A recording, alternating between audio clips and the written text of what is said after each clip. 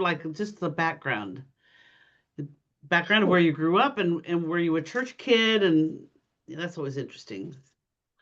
Sure. So I was absolutely a church kid.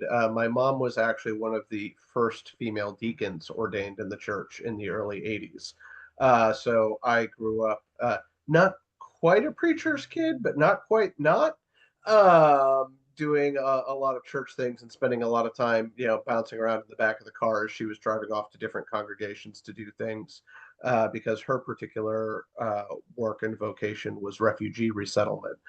So she was working with congregations across Minnesota, and because it was the 80s, I was often in the back seat, being hauled around to participate in those things on the weekend. So very much grew up doing church things and doing the diocesan youth lock-ins and the church camps and the all of that sort of summer thing.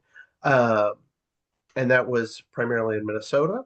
And then after I met my lovely wife, she was in the ordination process at the time that I met her. She was very early in the discernment process at the time that I met her. So sort of new seminary was one of the things that we were potentially signing up for as we were getting serious about things. And so from there, moved to Austin for her to attend seminary. And things just sort of took off from there. I think it's a really interesting when clergy spouses get together. It's always super interesting to me to know, like, did you know what you were getting into ahead of time? Did you marry somebody who was already a, you know, grocer and then they decided to become something else, you know? So you really started your adult life. Did you meet Kara in Minnesota? I Was she from did. there? She's not. Uh, so I actually met her at church camp. Um, being having grown up in the diocese, we'd convinced the church camp to let us do a young adult weekend and shoulder season. And in Minnesota, shoulder season is Labor Day weekend before it starts getting too cold up there. Right, right. So we convinced them to let us borrow the camp. And they said, but you can't just use it for your usual hooligans to go for a booze up. You need to make it an actual program. We said, we were shocked and scandalized by these accusations that that's what we were totally planning on doing. So we put flyers out, and we uh, got the word out that we were doing this thing and that any young adults of the diocese were welcome. Uh, Knowing farewell that just about everybody who was active as a young adult in the diocese was already on our plan for it. But Kara stumbled across one of those flyers, and not realizing that this was an inside job, happily signed up for it because she had just moved to the Twin Cities for a year. It happened that there was a year between when she finished undergrad and when she would be ready in the process to go off to seminary. She's like, well, I should go meet some of the young adults of the diocese as long as I'm here for a year. Mhm. And she did. And that worked out delightfully well, I think. The rest is history. Well, so you all were married partway through her junior year. Yes. So what was that like? You know, it's tricky to start a married life anyway. What was it like to start halfway through that year and were people accommodating to you as a couple or did you have to fit into, you know, This was actually part that? of how we ended up at Austin. Is we'd looked at a couple of other seminaries, and we were serious enough that I was involved in the looking process of can we see ourselves here? Can we see this working? And it was weird because we were going to be arriving as single people, but finishing the first year as married people. And a couple of seminaries, not to name names because we have friends there now, just couldn't wrap their heads around that this would happen. And they're like, oh, well, then you'll both have to stay in single housing and just not live together for the first part of your marriage. We're like, no. They're like, well, we can't put you in married housing. You're not married. And the seminary ETSS was the only seminary that was like, we can work this out. We'll figure it out. No big deal. Uh, so it was, which was very emblematic of that community. Just very welcoming, very okay. This is what you guys are working on. That's great. Mhm. Other people are working on other things. Mhm. And so got to meet some wonderful lifelong friends there, some of whom are also on this call, and got to. It was actually really exciting to get to figure out who we were as a couple in a new place while we were both doing a new thing. Because when we first came together in Minnesota, we were surrounded by my family and friends, and uh, they were all kind of like, "Who's this strange woman coming in and making off with our Michael? What's she doing? Do we trust her?" And so this was a chance to sort of be um, focused on being us and figuring out who we were together without all of that outside pressure. Yeah, and when did you go to law school? Like That was after. so So we got through her through seminary, and then you all yep, moved back to, I forget where we you moved went after. back to the Twin Cities after that. And I had been doing fundraising for various nonprofits at the time, and was working with a great set of Presbyterians in Texas. But realized it was time for me to do grad school, and there was a very mission-driven law school opening up in the Twin Cities that was able to take me on, and that was my turn then to go to grad school while she had her first posting out of seminary at the cathedral in the Twin Cities. So that worked out really, really well. And then about the time I got out of law school, well, just after I got out of law school, she was ready to move on from that first posting. I had a job with the federal government. She found a congregation in DC that fit everything that she wanted of her own first rectorship. And it just worked out that we were able to move to DC. Mhm. And then we were out there for 7, 8 years.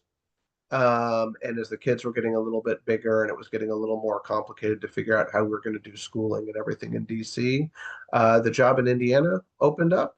And her family is from Ohio. Mine is still in Minnesota. So this was as close to halfway as we were going to find. And it was a Mhm. wonderful opportunity to come back here. So that was 2019. And we've been here since. And it's been a wonderful experience. So, because you're a church kid, Mhm. um, how was your entry into being a clergy spouse? Did you feel like you just sort of picked that up as it's just a little bit different than what you've been doing before? How has that been for you? That was very natural and very easy for me. And some of it was again growing up in a church family. If we were short and acolyte, I got pulled in and the robe thrown on and pushed out to do what needed doing. So I got very used to the all the things that it takes to make a church run. Like there was no looking behind the curtain and being surprised. It was sort of like that's where I'd lived my whole life. So that Right. just made sense to keep on rolling with that. Yeah, that's lucky. I suspect that we have different stories around the table. Sometimes it's a hard transition, but you were able to do it, and you were able to keep your professional life intact when you moved across the country. Yes, with some effort. And that's one of the things where knowing what I had signed up for and knowing what that was pre grad school and some of my own professional choices helped. And there are some choices that I deliberately didn't make because I knew they weren't portable. Right. But I could, I knew I had to build a portable career early enough in my career to be able to do that. And you still work for the federal government. Uh, in as much as anyone is working for the federal government this month, yes, Exactly so. How's that going for you? It's been it's been a a little difficult year. slack. Um, it has been a really challenging year, and that has produced an odd space. This is actually my third shutdown with the federal government that I'm going through right now. So there's some level of, oh, this again. There is fortunately, we sort of knew that this was a possibility and were able to set aside savings and things, so we're not financially distressed immediately.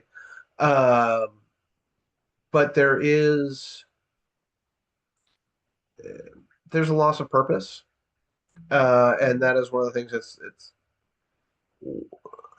I have always done purpose driven work, and I very much see what I do with the federal government, and particularly the work of the agency that I work with, is very focused on anti-poverty work. Um, so it is frustrating to not have that grounding. Um, Right. but I've had some practice at it, and so far I've managed to keep the existential dread at bay. One week at a time. We'll see how next week goes. If I may, I think that would be a really good thing to ask people to put in the chat. Uh, are you keeping any existential dread at bay, or what have you found to do? In fact, if it'd be all right, Michael, for just a second to open it up to see if anybody relates to needing to find purpose, finding things to do, things to keep you busy during a weird time. It's a weird time. How Yeah. are you all? How are you all doing? I can relate to the feeling of a lack of purpose. That feels true to me. Anybody have any contributions to make to that idea? Okay, well I, if you I was think of gonna, something, I huh? pop in. I feel very fortunate. I work with young children and in an Episcopal preschool, and I just feel very fortunate to be with young kids, and it's hard to have a bad day in preschool. That's what I tell people. If Yeah. teachers have, so I feel very blessed by that, given what's going on, and you know a real sense of purpose, caring for these children and creating a fun, healthy place for them. Mm-hmm. Linda says she's trying to focus on loving people in my community. And I think that for me, the finding one thing what can I do? It's the old bloom where you're planted thing, because the existential dread is because of the bigness of everything, and finding a thing to do, one thing, love somebody, hang out with one toddler. Yeah. I Michael find it has just important. redone the grout in his front hall, so Yeah. I find it important, Kathy, to I have to have really good boundaries around my inputs, because it's very easy to just spiral. Um, and to really focus, it's something my college mentor taught me that really is positively impacted my life, which is really focusing on what I feel called to do and not feel like I have, just because there is something that needs to be done doesn't mean that I am called to address that thing. And I found that to be very helpful. mhm, mm.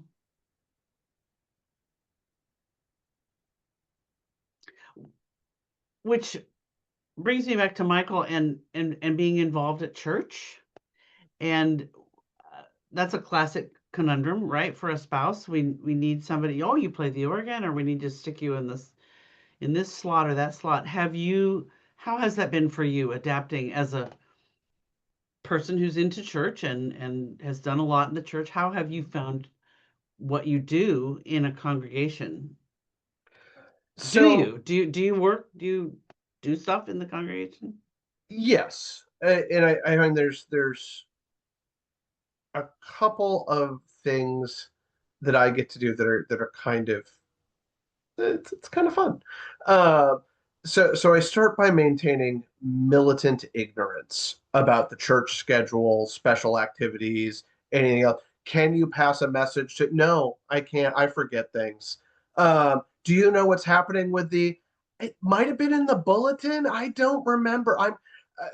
We have one running argument in the house, which is that I absolutely refuse to sign up for the church newsletter, and I keep being threatened that I will be signed up for it if I don't do. I'm like, I get told when to show up, and then when I show up, I do whatever I'm told to do. That's fine. Does my honeydew list sometimes cross over into things at church? Occasionally, not too often. But that's any when your spouse is also a small business owner, of course the whole family's a certain level involved in running the small business. That's the nature of being part of that relationship. Mhm. Um, but through aggressive militant ignorance, I managed to deconflict myself out of any of the message running, the triangulation stuff. I'm Yeah. just very quickly set boundaries. Oh, you'll have to take that up with it. Probably best if you send her an email. I'll get it wrong. Just do all of that. I But think then that with kind of policy and those boundaries is absolutely life-saving. yes, Absolutely. Whatever they are, the answer is always no, whatever it is. I Really I helpful. I don't know if you remember the old TV show Hogan's Heroes, Oh, but I sure. take great inspiration from Sergeant Schultz, and I know nothing, nothing, Right. just backing away from everything. Uh, but then I do get involved in the things that I actually genuinely want to do. Like when we were in DC at the congregation there, I started the home brewing ministry where we had a group of people, and we were all living in these tiny DC row houses with no kitchen. But every dad in the congregation had gotten a homebrew kit for Father's Day, birthday, Christmas, whatever. So we all pooled all our equipment in the church kitchen and would get together and make beer once every month or two. And it escalated wildly to the point where we had a church kegerator and we're brewing a couple hundred gallons a year, which was absolutely delightful.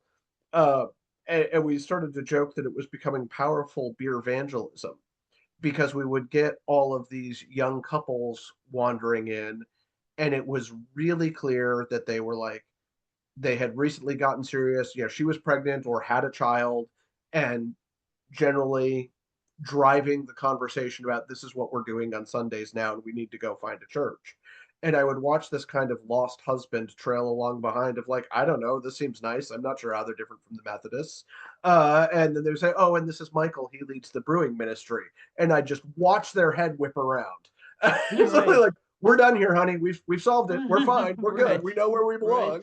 belong. And that was great. So I got to wildly misbehave and occasionally get good and proper hosed in the church kitchen with a bunch of my buddies.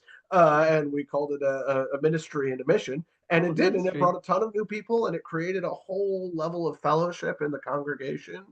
And it was really appropriate to that DC community where everybody was so professional and professional networking and we're always doing things for our jobs. We're like, this is the place where you can just actually hang out.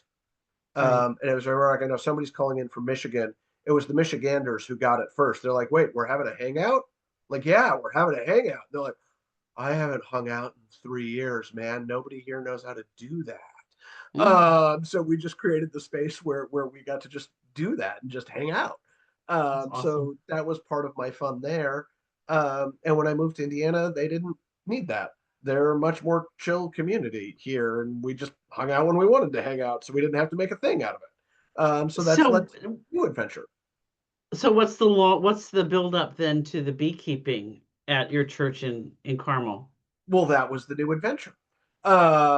Is that there were a couple of us who had been talking about it, and we actually have a big garden ministry where big plot in the back because churches in Indiana have more land, and we raise crops there for the local food shelves and food banks that we have been growing food for. And the guy who leads that ministry had been talking about pollinators and bees, and a couple of us had been talking about bees, and I at some point toyed with the idea of getting some in the backyard, but didn't know if I was going to have the energy to maintain my own hives and the time around work and all of the rest. But with a couple of friends and making it more of a communal project, it became very easy to envision a set of hives. And the garden guy, Jeremy, was really into it. And so we started talking about it and getting together every month or two to sort of talk about what it might look like and see who all was interested. Um, and ended up being a half dozen of us who all agreed that we would go in on this together. And that made getting the equipment and getting the setup and getting the bees and everything we needed very reasonable and very affordable because we were splitting the cost 6 ways.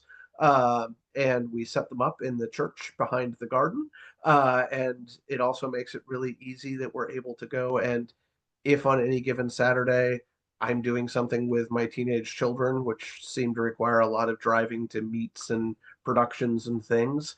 There's somebody else who's able to go by and do what the bees need that week, and we kind of trade off and keep a group chat and an email list running of all the things that need to happen. And with enough people involved, they just kind of get done. Um, and it's really delightful. And I now find that, like, when I'm getting to church 20 minutes early because my child is acolyting and so I've had to drop him off in time to get vested and whatnot, I'll just sneak out to the garden and sit with my beehives for 15 or 20 minutes in Mhm. quiet time before starting church, and then wander into mine, sneak into my usual pew at the last second, and it's absolutely delightful. So you said that you all were bee havers and not beekeepers yet. Can Yes. you tell us what do you mean by that? So it's a three-stage journey. It starts with being bee wanters, which is where we were last year when we all thought having bees would be a great idea. And we were doing all of our reading and all of our homework. And the Beekeepers Association, which is kind of wonderful little community association that's affiliated with some of the ag extensions and some of the other things. We'd go to a couple of their meetings and check it out and see what we needed to know. And we got connected actually with a guy from the local farmers market who is the honey guy at the farmers market and keeps a whole bunch of bees about half an hour from where we are. He agreed to sell us 2 hives worth of nukes. Uh, they're called a nucleus colony when you buy them in the spring for this spring. So we got those from him this spring, and that's when we became bee havers, which is the second phase. And so we've had our bees since May, and we've been caring for them over the summer and helping get them ready for winter. And if we can successfully overwinter them and keep them alive through the cold season when there's no forage, we will then, in the spring, when they begin again, we will be beekeepers, having actually kept them alive and thriving. Do you have a guild? Is it a bee guild? Do you have a patron saint or anything churchy like that? Well, each hive has its own patron saint Nice. because we did some reading, and there are multiple patron saints of beekeeping. Excellent. It's an incredibly old tradition. And I mean, bees are mentioned throughout the Old Testament, and they were semi-domesticated then. I was actually just listening to a podcast on Roman literature, and Virgil wrote books on beekeeping. Like, for thousands of years, people have been worried about beekeeping and how to keep bees well. So it's a very, very old tradition in that sense. So Do you have pictures?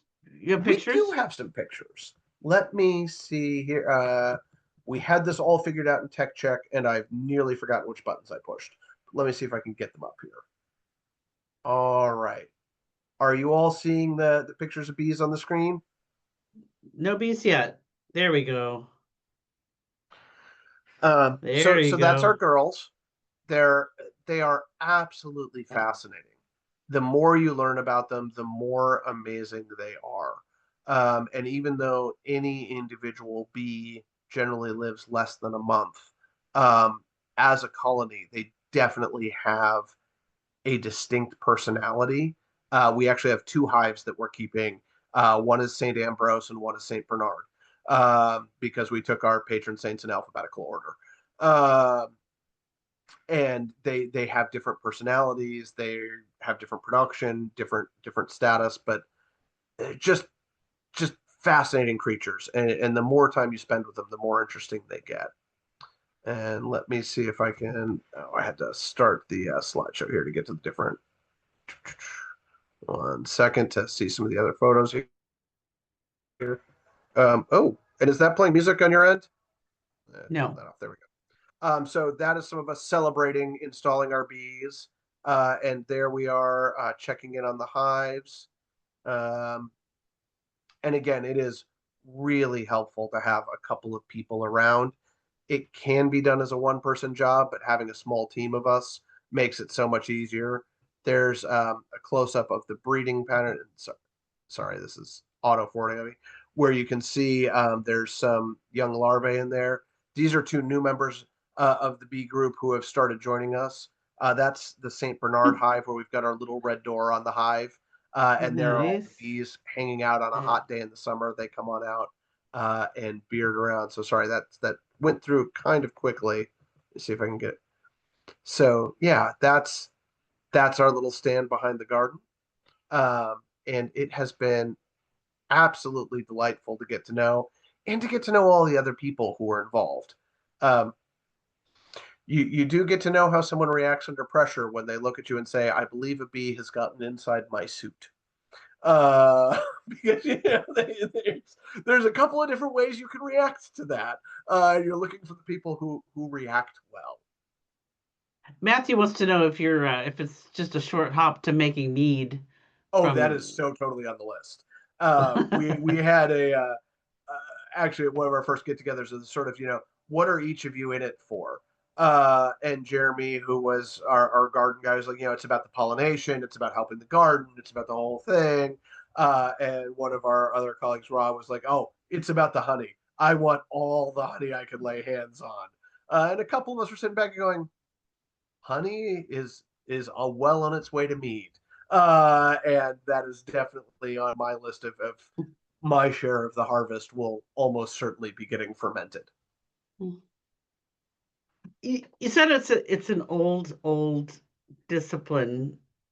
Yeah. Do you is there a spirituality to it? Is there something that you said you like to sit quietly with the bees on a Sunday morning, but is there something that you find that's spiritually fulfilling about it, about the process, the I really having? do. There's a couple of pieces to it. And it's been affiliated with churches. Beekeeping has been affiliated with churches for centuries. And a lot of the archaeology of beekeeping that we have is actually around churches in a tradition called bee bowls, where they would basically build walls that hives would be built into because churches needed the wax and could benefit from the honey. And so most churches were working apiaries. But also, there is a sense of blessing to the community. And it's one of the things we talk about.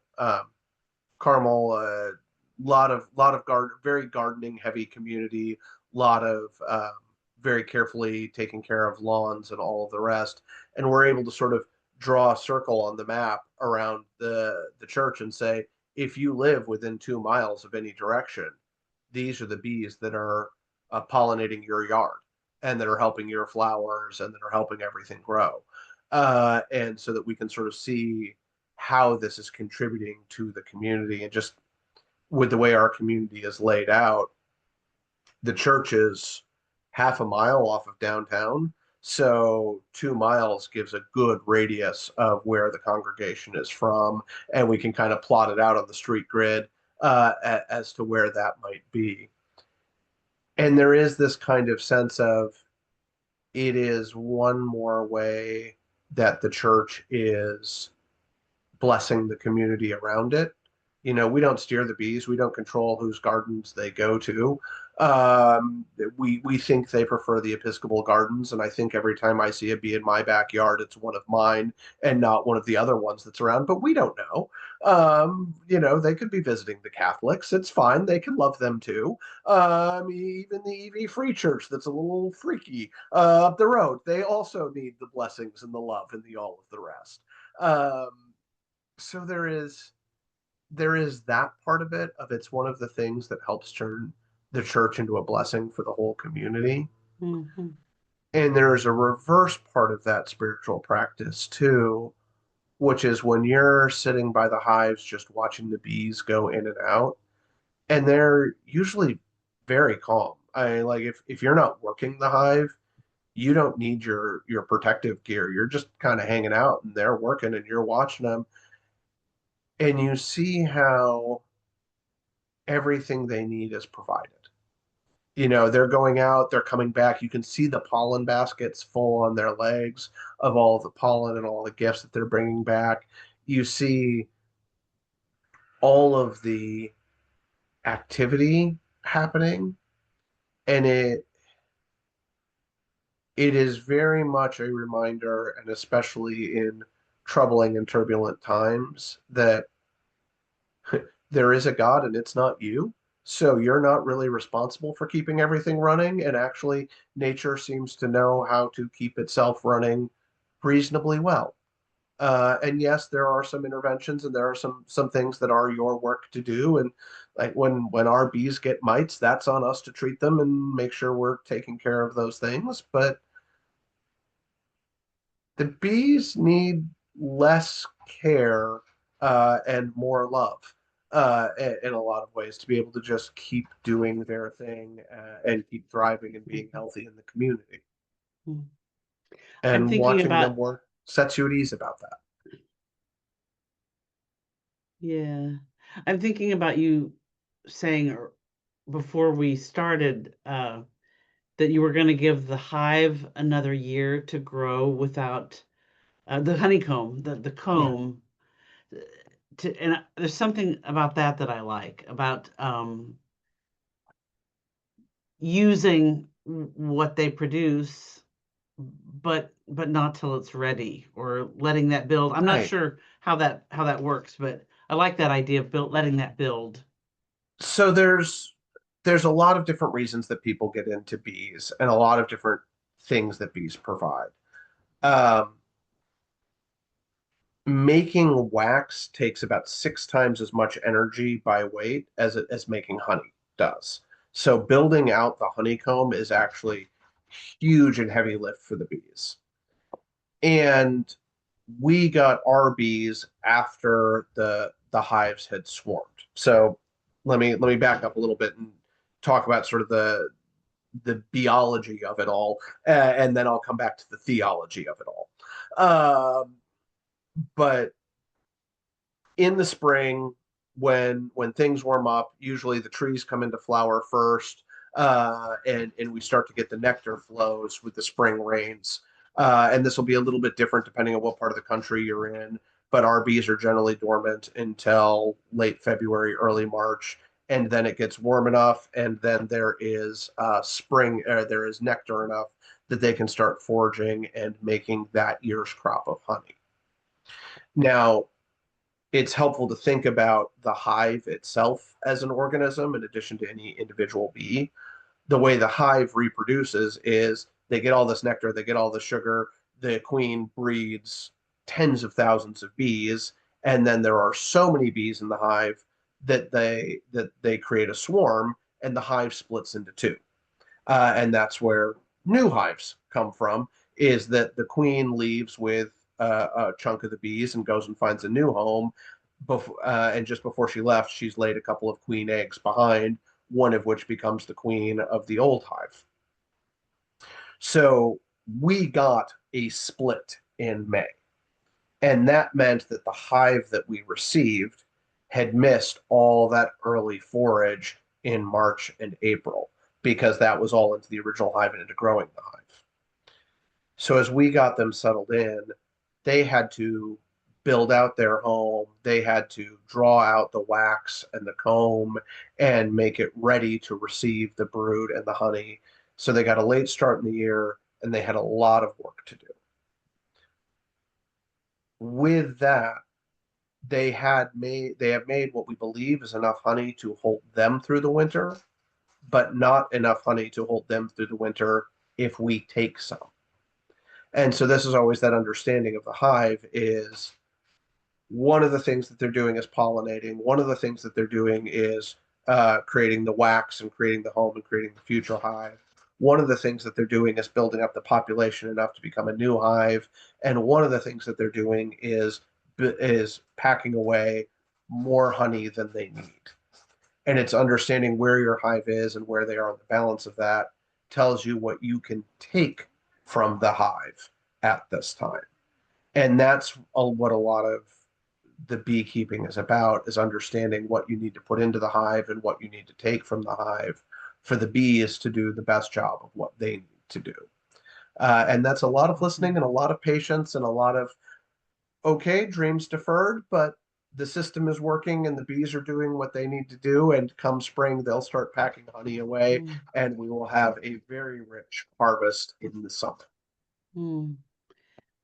Lainey, I'd wonder if you'd be willing to ask your question. Thanks, Kathy. It was a little hard to like put into words. Michael, when you were discussing that, I love the idea of these bees, going out into these neighborhoods. And when you were talking about the places have some manicured lawns and whatnot, um, has has having the bees given you any opportunity to sort of discuss with people that maybe have very manicured properties that might be using pesticides, the impact that that could have on your hives? I just, and this stems from going to lavender fields years ago someplace, and them saying, these bees that are help originally that were helping pollinate these original fields were from a certain place, but then they go everywhere, and you can't say that they're the original bees or the things Right. organic and all that kind of stuff. But it was really, are there any conversations about, well, these bees go out in the neighborhood and it's really nice that they're pollinating, helping pollinate everybody's flowers, but are people aware of the impact that their gardening practices might have on your hives? Some, and there have been some conversations about that. And it's everything from, we have a Montessori school that rents space in the church and is there during the week. There's people like, oh, what if the children's get stung? And we explain how we've kind of set the hives up and that it's actually not very complicated at all to keep the bees away from the kids as long as the kids don't run over and poke the hives. But if the Montessori school wants to go and look at the hives one day, we're happy to use that as a teaching moment. And there have certainly been coffee hour conversations about uh, gardening and kind of the how do we keep the landscape around there. Um, we have had a talk with the company that does the groundscaping, the landscaping for the church, and they're careful of the hives, and we kind of created a mulched out zone so they didn't have to get anywhere near them. Um, and so it's those conversations are kind of happening one off at a time, small groups. Like we have a very active Daughters of the King chapter that we're invited to talk to, I think, in 3 months, 3 or 4 months. We're on the agenda for them, and we'll have some of that conversation there.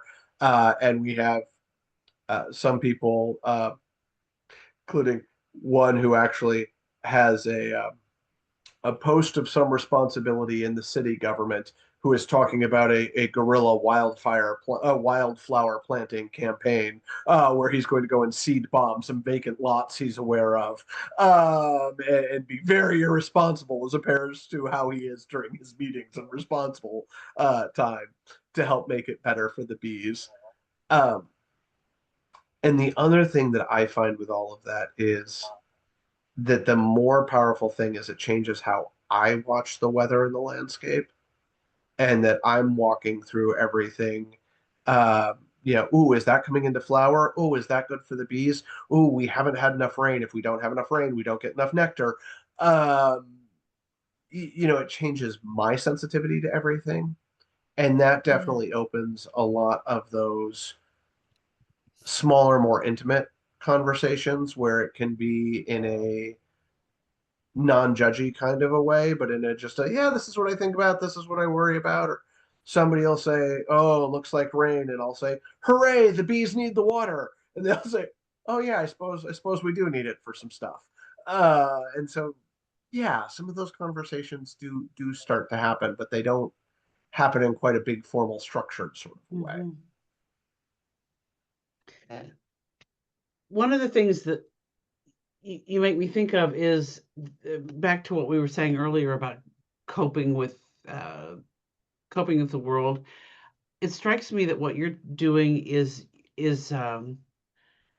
restoring your awareness of creation, and like literally walking on the ground and being aware. That strikes me as being a really important antidote to the technology and the government and everything. I love that. I keep thinking of the phrase, the joy and wonder of all God's works in the Mm. baptism service. Um, have you felt that? Have you felt that as a real? Have you felt a strong connection to the bigger picture, not just to the bees, but the interconnectedness of all the things? Yeah. So one of my favorite things about being a clergy spouse is my wife is an incredible preacher. And it's not just me who says that. She's really, really good. And I get to watch her do what she's best at, Mm. um, which is a gift that you don't get in a lot of other relationships. Like I'm pretty good at meetings and PowerPoints, and she never gets to see me do that because they're on really boring stuff that she's not involved in. But I get to watch her do her best stuff. And she preached a great sermon 2 or 3 weeks ago about exactly this. And it's when we talk about, all the sort of like, the politics and the climate and all the things. Truth is, you can't actually do anything about any of them. Mm. The people who can fix the government shutdown, there's about 8 of them. None of us are one of them, and they're not friends with any of us either, so they don't care what we think. And on the climate change, like doing the recycling and doing the other things is nice, but corporations have got to fix their stuff. It's we've got to solve capitalism, not individual stuff. And it's not to say that individual actions don't matter, but trying to orient those individual actions in that grand narrative of unchangeable nastiness isn't the right place to ground them. Well, because the anxiety comes from the big picture. Right, So what right. you're saying is you're observing that, and Jane was saying about the input, right? Yes. And this is where Kara's sermon was so powerful. She's saying, what can you do in the 3 feet around you? And that if you pull back to the what are you immediately experiencing, what are you present to in that space, you can do a lot. And I watched a great webinar with Austin Kleon who's from Austin, Texas, a local artist down there, and Priya Parker, who did the Art of Gathering book. And they were talking about the importance of making art and of parties and of theater and of all of this is about creating the world you want to inhabit. And when we first hear that, we think, great, we're going to get all the laws passed and all the rules passed and the everything passed that gets us the world we want to inhabit. And that's not how you do it. The world you want to inhabit is one dinner party at a time of having dinner with the people you want to have dinner with, and Mhm. having a lovely time with the people who you want to have dinner with and experiencing that genuine joy and companionship and blessing of friendship. It's spending time with the bees and watching them make the garden better that goes into the blessing box we have for our immediate neighbors. Uh, Mhm. and I was at church checking on the bees last week, and I saw the Amazon truck pull into the parking lot, and the Amazon driver ran over to our blessing box and grabbed a couple of things that they needed to feed their family. And for where we live, that's the same Amazon driver that delivers to my house. Where we don't live that far from the church. And sort of this whole seeing the cycle of right in the immediate. Um, you know, could I debate about whether or not we cancel our Prime membership again? And should Jeff Bezos be different? And should we be shopping local or Amazon or any of it? I don't know, but that guy needed a box of pasta and some fresh veggies. And so in a space where we could do that and focus on that, felt Mhm. like felt much more grounding, felt much more life-giving. to the how are we doing the things that we're supposed to do in a way that we can get through the day. Mhm. And that has been very much part of the focus, and part of the question is how are we inflating and creating the world that we want to live in? And that should be, a land of milk and honey. I kind of have a thing with lactose, but I'm good on the honey part. And so Mhm. that's why we didn't get cattle, we got bees. And we're doing our half of it, and the rest has to take care of itself because Mhm. it's beyond what we can do. I want to give people a chance to contribute or to say something or to make a comment or ask a question. But while you're thinking about what you want to say, I want to go back to what you're saying about having dinner around the table with people. That was one of the big dehumanizing things of the pandemic, I think, is that we Yeah, couldn't do that. And so you're really reminding me that the goal is to find the things that humanize us. And yeah, nature does that. Other people watching the Amazon guy, instead of shaking your fist at him that because he was working for for Amazon, uh, remembering to be human yeah. seems really important. And I think that is a huge insight too of one of the things that we lost during the pandemic was the habit of gathering. Yeah. And that has to be rebuilt. And that's one of those things of like, it's yes, the church does a lot of that space, but also figuring out how to do that just in our lives, and in our relationships as just humans in a community. Yeah. Um, and at this point, that takes effort, even if it used to be something that happened kind of automatically. And Hmm. you know, back in the seminary days, and yeah, that was pre kids and pre other things, and it was living in an academic campus, but we could just wander down to the posse and everybody was there. You didn't have to think about gathering Yeah. people together. You just wandered down the street, and that's where everybody was, 3 blocks away. You usually had your favorite table. And Yeah. that's a thing that has evaporated for a lot of reasons and needs to Yeah. be rebuilt in some way. I feel like I spend a lot of my time sort of shell shocked, and I think that started. I can really trace it to the pandemic. Yeah. Just my brain hasn't. I love hearing that the beekeeping is an ancient tradition, because I feel like part of my problem is that my amygdala is Paleolithic, and Yeah. the world and the problems are so digital that I just can't. I spend most of my time shell shocked. We're absolutely not built for this scale. Yeah, And trying to keep up with the news and the everything at the scale that it's being presented is a sucker's game. You it just can't. I is. mean, and I have to do it professionally, and so I've developed a set of coping skills and tools. But I also put it in a box of that is work and that's done. Right. And if you're not giving me money to do that, I'm just going out for dinner instead because I need to not do that. I think I have more aggressive boundaries with my work than I do with my wife's work at this point, uh, which has been in some Hmm. ways, part of the growth of the last year. Yeah. Anybody have thoughts or reflections, things that you relate to?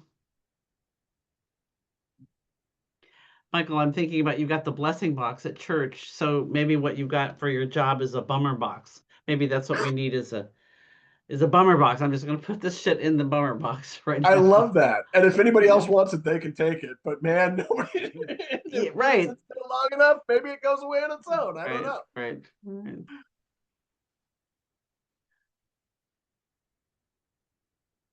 Well, Jane, I want to before we maybe give Michael a few seconds to finish his final words or whatever, but I wonder if you have any announcements or anything about that's coming up for the Partners Path. I do, but I want to just say one cool thing about making mead. So my family is also are also keep beekeepers, although I'm a reluctant beekeeper. And one thing, I call it making hooch because I don't want to like follow the rules about making mead. But the cool thing is when you extract the honey, there's a lot of residue in the extractor. And if you take all that would be waste and go to nothing, and you let it just sit in the universe, it ferments and makes maybe not quite mead, but it makes hooch and it's quite tasty. And so I just love that, what otherwise would be wasted becomes something of a blessing and a gift. So there's my thought about mead. Um, but Partner's Path, couple things coming up that I want to make sure you are aware of.